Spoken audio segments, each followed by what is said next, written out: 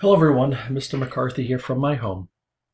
I want to say hello, and I miss all of you, and I've been thinking about you the past few weeks, and how important physical activity, nutrition, hydration, and sleep are for all of us.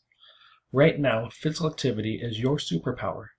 Physical education has the ability to connect us wherever we are, in the school or at home. I cannot wait to see what all of you have been doing the past 2 weeks. Here's what I've been thinking about how we are going to have physical education class at home electronically for the month of April. Every Monday, I'm going to post a video of myself explaining what is expected for the week.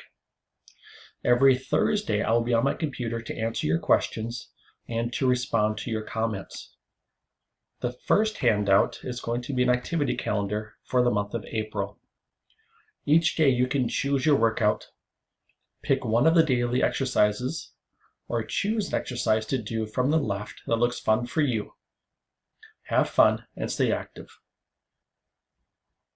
However, you are only expected to be active twice a week for 25 minutes. If you want, you can be active every day if you choose to. When you are finished being active, take a picture, video, or by writing, describe how you were active that week and post it on my Schoology page.